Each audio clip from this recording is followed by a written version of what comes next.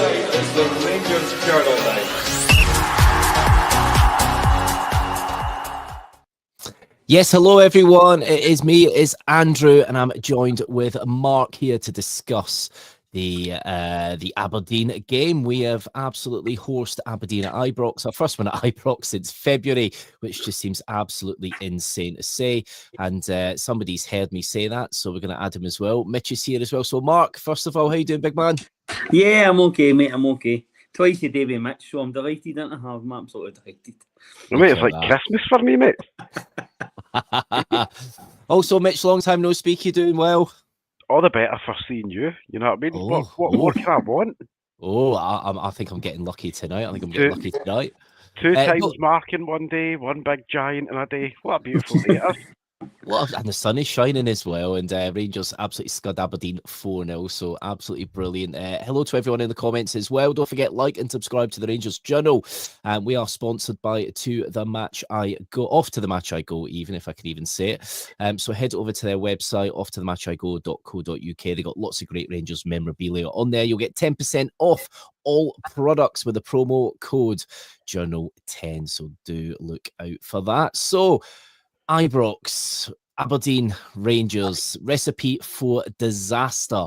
And Sky Sports treated us to those lovely stats, the defensive stats on screen where I'll just read them off now before, obviously this was before the game. So clean sheets, we had none under Barry Ferguson, so we're 12th for that. Goals conceded, 19, so we're 10th for that.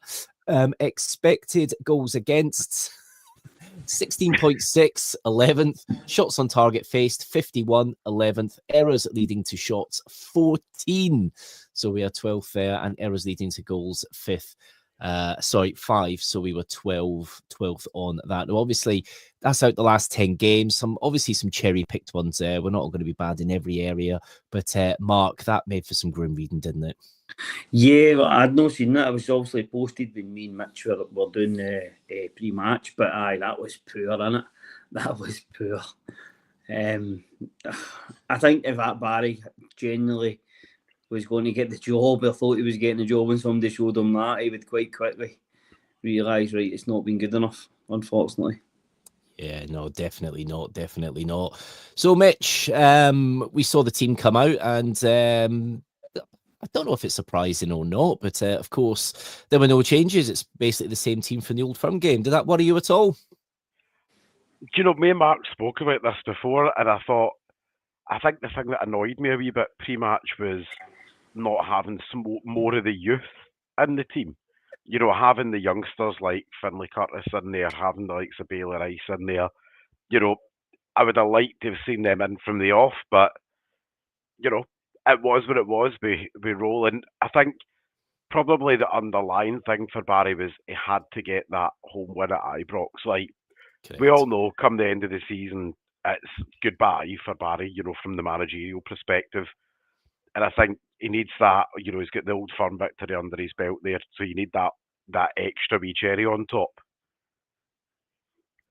Yeah, no, definitely. But we've got some breaking news. Barry Ferguson has been appointed Rangers manager. No, I'm joking. I don't want to ruin a good day. Yeah, no, definitely. No, definitely. Well, the game kind of started in a sense the way we kind of felt it would. Around 11 minutes in, the Aberdeen defence was a bit slack. Dessers nearly wins possession, but Rami also nearly gets his foot on the ball. I just felt at that time, if that's a slightly different Rangers side, that side that's, you know, doing a little bit better, we probably win possession there and create a goal out that. Again, there was a few aimless crosses, Tav and Jeff Day, just not enough people in the box. But 22 minutes in, Jeff Day to deal, lovely little ball through across the deck to Dessers, who from the angle can only stab it wide. Mark, how would you kind of sum up Dessers' kind of first half performance in the early stages? You know, he looked a little isolated at times, and it was kind of only really him in the box, wasn't it, a lot of the time? Yeah, it was back to we spoke about. He sort of played 4-3-3 again, and Dessers is left isolated. I think there's no magic in it when we change shape in second half, and it's more a two up top. We were in the game as a whole. I don't think anybody was good first half. I thought Barham was tidy first half, to be honest. It was probably one of the better games I'd seen him. Thought he'd done well first half. He mopped up a lot, and he was going a lot more forward. But Dessers is Dessers, isn't it? I think he clears one off the line. He stabs one round the post. He's a good finish from him again. He's never onside. I actually thought the Aberdeen boy touches it, which means he should have been onside, but everything for VAR was just washed away quite quickly, especially the tackle on Bajrami, which is a red for me as well. A red for you, yeah. Let's talk about that. 34 minutes in, Mitch. Yellow card for Tobers. He catches Bajrami. His studs are high and they've kind of raked down his leg. It did look, obviously, when things are slowed down, you can't always grasp how fast the kind of challenge comes in. But when you see it in real time, it's not the heaviest of, he's not gone in there at 100 miles an hour. But was it a red for you? No. Obviously, Bajrami came off at half time. He did look like he was wincing, maybe picked up an injury from that. So no, you say no? I think this is genuinely the thing when it comes to VAR. VAR, like everything will always look so much worse when it's slowed down, because you can make it look however way you want to make it look from whatever angle. In real time, it was a clumsy, kind of lazy, but not malicious tackle, and I think that's the key bit. There's no malice behind the tackle. He's not went in two-footed, studs showing to try and break a shin. He's went in, the two of them have got their feet, kind of tangled together. It wasn't pretty, but we've seen a hell of a lot worse tackles get a yellow card this season. And I think, in the grand scheme, I think a yellow was fair. Because, again, there was no malicious intent in it, for my opinion. Mark, I know you were saying you reckon it is a red card and a sending off for yourself. Do you think we've been a little bit conditioned to the way that VAR can never, with decisions like this, you can never actually quite tell what they're gonna say with it. It always seems to be interpretations different from one person to the other. We all remember the Hadji challenge, which was a bit reckless, a bit foolish. Do you think we've been conditioned a bit differently because of the way that we've seen VAR in operation in Scotland over the past couple of seasons?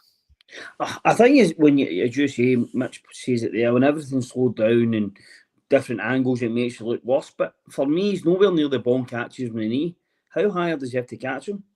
I know you're saying there's no malice, and I get that, but I guarantee you right now, if that's Barron doing that or that's Raskin, I think he gives a red. I remember Sterling's before against Aberdeen, midweek, catches him in the toe or something, sent off at Ibrox. I think the time players are overprotected, but I think that's a bad tackle. I think that's bad. Yeah, no, it is interesting because I think obviously Mitch is talking about, it's not malicious. I don't think that comes into it much anymore. I think they really just look at where it's caught the player, and I think speed. Yes, intent comes into it a little bit, but sometimes you can't always tell what intent is. But no, it's an interesting one. I think we'll see more about that online, I think, over the next few days. Mitch, were you going to say something there? If it was one of our players that put the tackle in, how would you see it? To be fair, personally, I would look at that and go, Christ, we're going to get a red card here. Just because of what I'm used to, but it's like the handball rule in some respects. You look at the handball rule, and I'll be honest with you, it's getting to the point now where you can't quite tell what a handball is and what a handball isn't. And I think that's because of the little tweaks they keep doing every season. So once you get used to one thing, it's different. And I think that's what's not helping matters. But yeah, I'm sure we'll hear more about that later in the week. Well, it looked like we took the lead just before half time when Dessers looked like he opened the scoring. And however, he's about 4 years offside. He's not even a yard, is he? He's out the stadium, essentially. Mark, we'll talk Dessers, the enigma. We all know what Dessers does. He did eventually get his goal, of course. But did you think he should have been hooked at half-time at this point? It's a strange one, isn't it? I think overall, if you're scoring 25 goals a season, right? Now, if we sign somebody in the summer and they're going to be on number 9, he gets 25 goals a season, we're all saying he's had a great season. And that's the thing, isn't it? Football spoke about the figure point and assists and goals and various bits and pieces. We can't take it away from Dessers that he scores goals. Yes, he misses chances. I think at times the formation doesn't help him. I think at times he's very, very isolated. But ultimately, the one he stabs in the post, which you see, it was 20 odd minutes, I think. Yeah. He just gets across. You would say if that's suit or a bag, and you're saying, well, it's good defending. They've not let him get right in line with the post. They've kept him outside. I think there's bits and pieces in it. I didn't think they'd have changed him at half time. I thought they'd have maybe changed something, but I didn't think it'd have been Dessers, because ultimately, I know Tierney scored a couple, but ultimately most of our goals, or a lot of them this year, have came from Dessers, or Dessers. Like, you see his top all ripped again. He doesn't get as many fouls, I don't think, as he maybe should get at times. It's a hard one. But if you're going to go and spend, if I say to you right now, we're going to spend 8 million in the summer, and we're going to sign a centre half that scores you 25 goals, you'd go, oh, I'm delighted. But especially for a centre half. A centre forward, sorry, Mitch. If we can get a centre half score 25 goals, might win the league. But yeah, if you've got a centre forward that scores you 25 goals, or a striker, we're going, he's had a good season. Sometimes, well, yeah, you can't really argue with that on paper, can you? You really can't. No, thing, but he could have had 50. You know what I mean? But he could have. Yeah. That's the Mitch, thing. Dare I ask? First half performance from Dessers. Go on, tell us what you think, mate. As always, I'm honest enough to put two hands up and say, being the chairman of the Dessers Supporting Society is difficult at times, and the miss, obviously, you know, that one at 23 yards, where 23 minutes, where obviously you would have said good defender if it was one of ours. For the outlay that we pay him, that is the one that you do expect that he puts away. The one that he was offside, I think he genuinely thought it took the touch off the Aberdeen player and it played him on. I think that's, but again, it is what it is. I think first half performance, he was motoring himself about though, and he was moving the Aberdeen backline about. I think the thing that was actually lacking from the team was the rest of the front three coming in behind him and making the interlinking runs. Like, he would maybe go in there, pull the defender apart, like pull the defenders to one side, leaving a space, but there was nobody else coming in the channel to to take advantage of that space. And I think this is the bit that there's nuances kind of when it comes to the Dessers situation, because the guy's now won 50 goals over 2 seasons for us, an average of 25 a year, plus the assists that come with it. That's a phenomenal return for a player that's played, 101 games for the club. It's a goal every second game, give or take.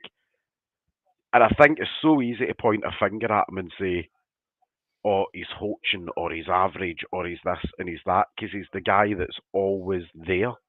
Because the rest of his teammates are, one's a hot young prospect that's definitely, he's going to blow hot and cold. That's the nature of prospect players. And the other one's not been fit enough for most of the season.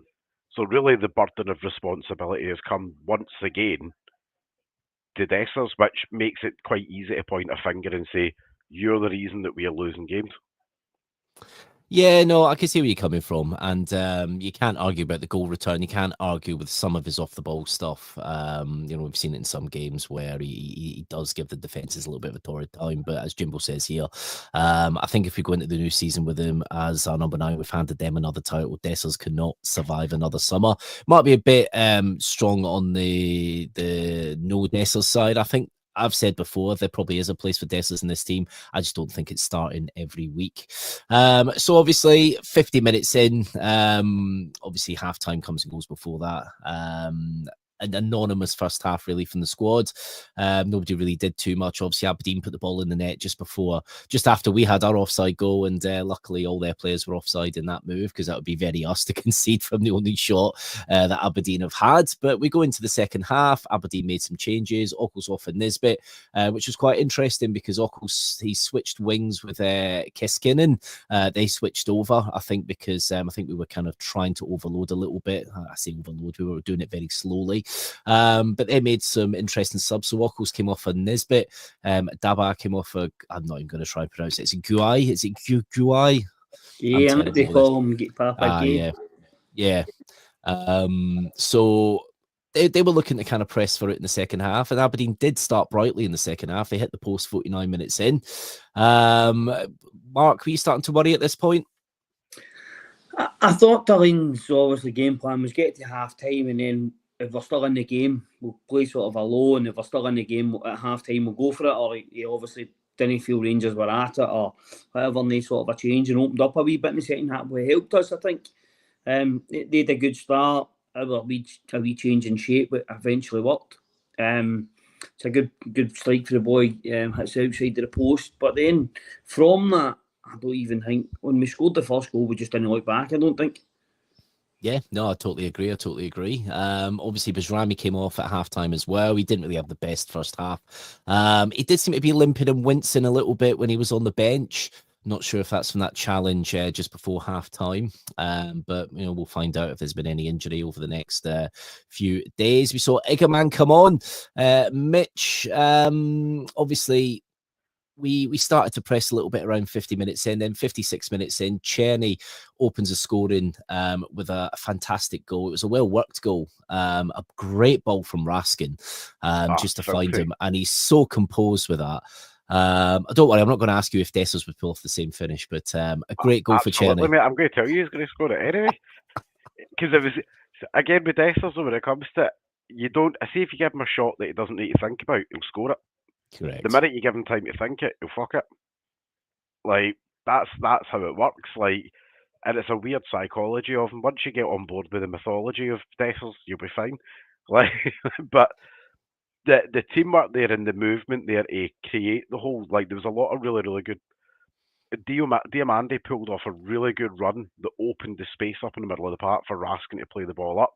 Correct. And Czerny done what we've seen him, time and time again this season. And I think, for me, I think Czerny showed exactly why, on a big moment like this, he's a player that, if there's a deal to be done with Wilspur, we do it, and if it's 6 million and we've probably overpaid a wee bit for him, so be it, because he makes the other players around him better, I think, which increases their value, which we then get the money back for Czerny down the line from other player sales.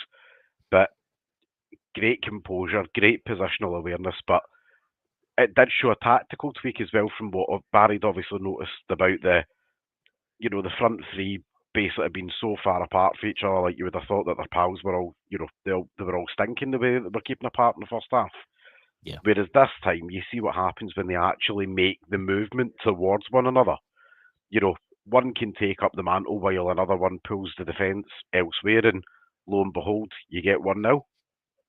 You do indeed, and it was from then we really kicked on, didn't we, Mark? After that, though, after it was 1-0, kind of Tav had a little bit of a flashback of 2022 when he played a slack ball. McGrath managed to pick it up, and a couple of shots come in.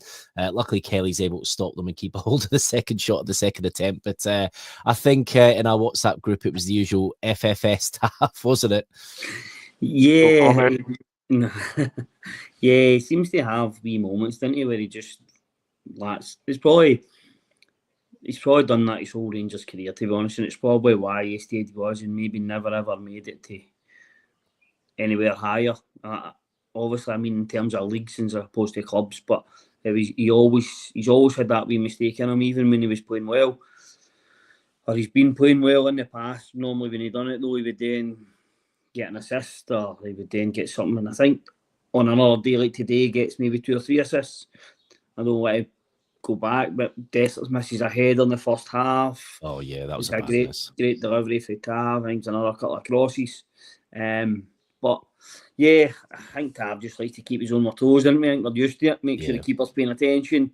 Make sure nobody's went to sleep. So unfortunately, but as you say, it was one of the FFS moments. Tav once again in capital letters.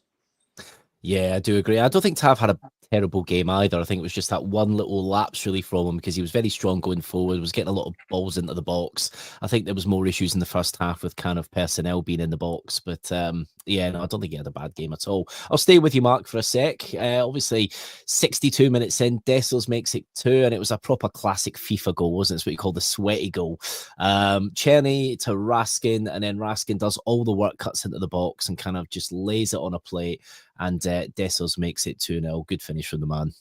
It was a good finish, but it was roles reversed, wasn't it? Because it was Raskin to Tierney for the goal. This time Raskin gives the ball in and he makes the third man run, even though he's slightly deeper in the shape at that point.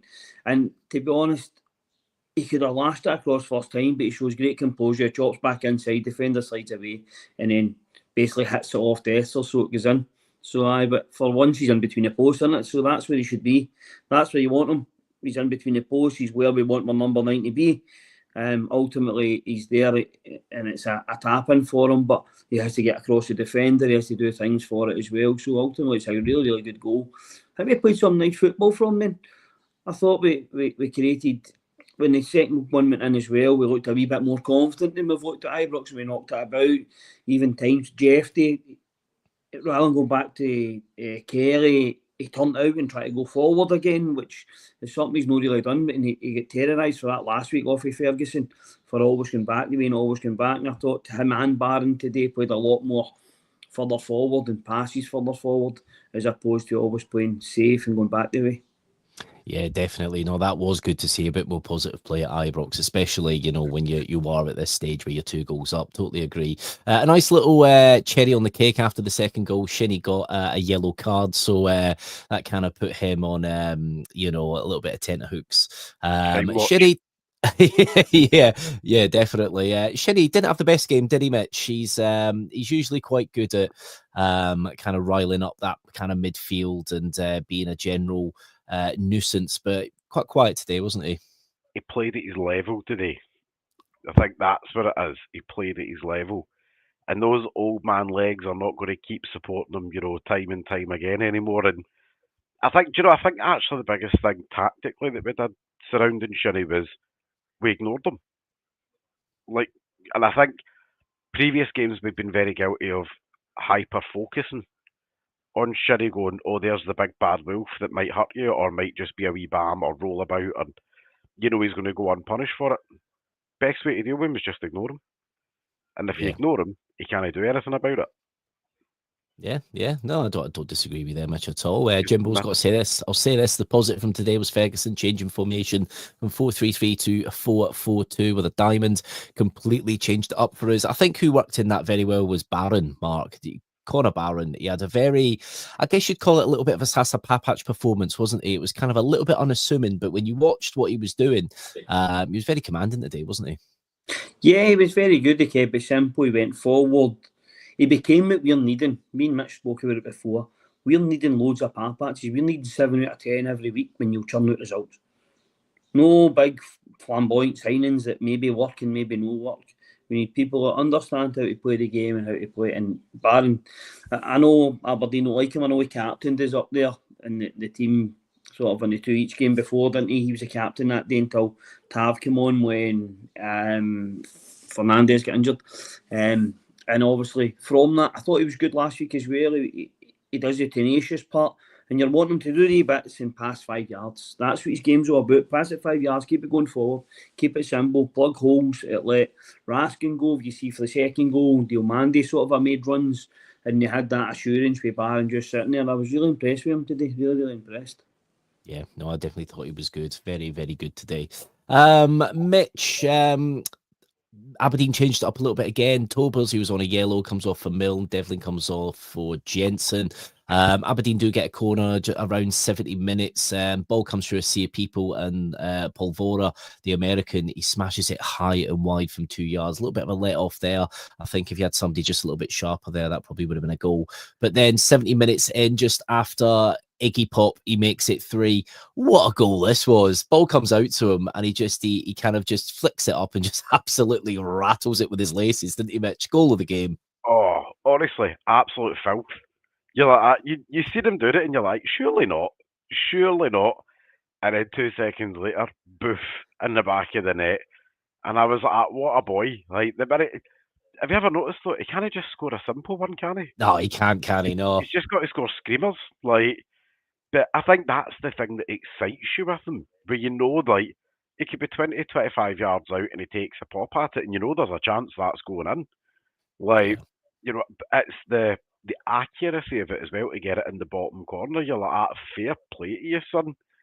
Like, So starting bids, £30 million. That's it. Leave it in the table. Only 30 million. Come on, Mitch. Come on. That gets you to the table to talk to. Aye, all right, fair enough, fair enough. No, but you know what? His confidence, he just excites you, didn't he? The confidence that lad's got to score the goals that he does is just absolutely incredible. Absolutely love the wee man, and we do need to see more of him. So yeah. So after that, Aberdeen, they're still trying to make changes. I think Polvara, who missed that chance, comes off. Morris comes on.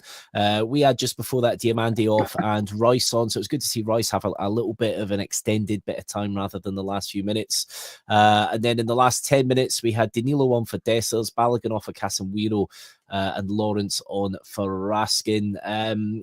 We would just kept the ball up that end of the park.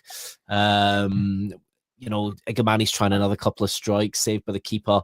Lawrence coming on though, he actually didn't have too much of a bad little stint there, Mark. He's coming up to the end of his contract. I think we all know he's not going to be here come the summer, but you get that little idea in your head where you go, ooh, could he be handy?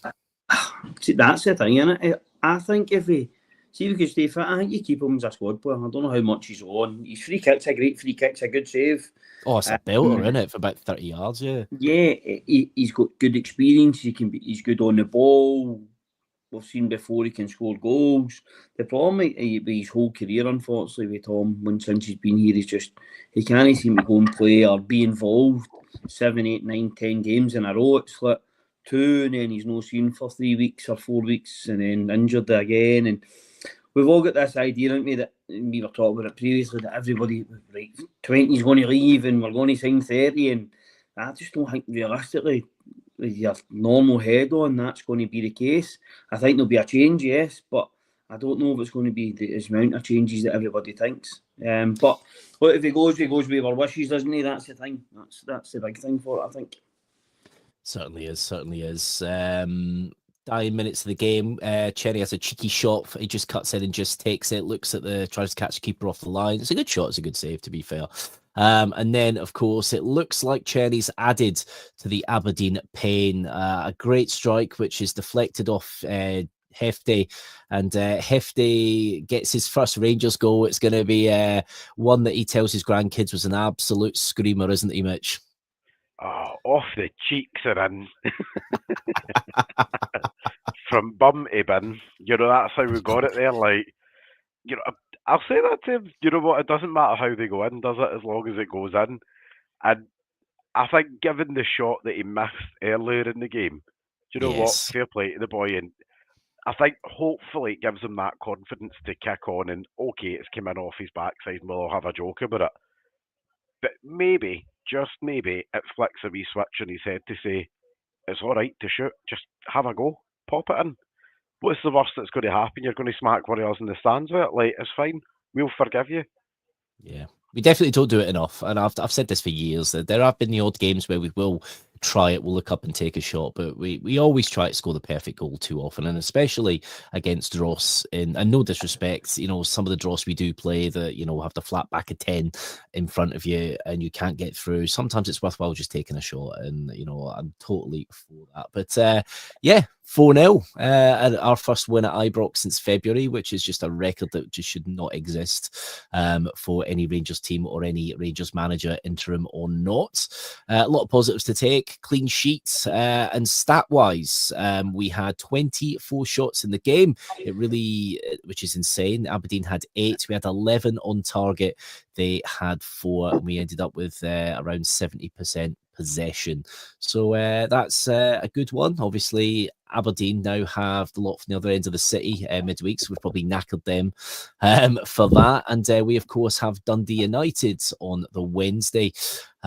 So yeah, the Rangers Journal will be covering that, and lots to come from the Rangers Journal this week. Don't forget, guys, at home, like and subscribe to the Rangers Journal. Turn your notifications on YouTube. You'll be notified anytime we go live, and you can see lovely people like Mark and Mitch on your tellies, which is absolutely brilliant. You guys should have your own OnlyFans, honestly. I can't believe we do this for free. But guys, thank you ever so much for coming on. Mark, thank you. Mitch, thank you. Thank you, Andrew. Mate. Always. Oh, look at that. What a guy. Do you know what? Rangers haven't ruined our Sunday. The sun's shining. Get in the garden, crack a couple of beers or non-alcoholic beverages, whatever's floats your boat. And don't forget, every night is a Rangers Journal night. And don't forget to visit offtothematchigo.co.uk. Discount code Journal10 to get 10% off. And there is some great stuff on there. I've had to come off there. I've been looking a few times. There's some really good collectible bits on there. And I think you deserve a wee treat given your current injury. oh, yeah, I know. You're like a yeah, one-winged angel now. do you know what? It's amazing how weak your left hand is, honestly, and I'm not meaning that in any other sense at all. But honestly, trying to do everything left-handed. The old Billy Connolly sit on your left hand. Now we're not going there. We're not going there. It is the daytime. It's only 2:45. So anyway, guys, every night is a Rangers Journal night. Take care and on the Rangers.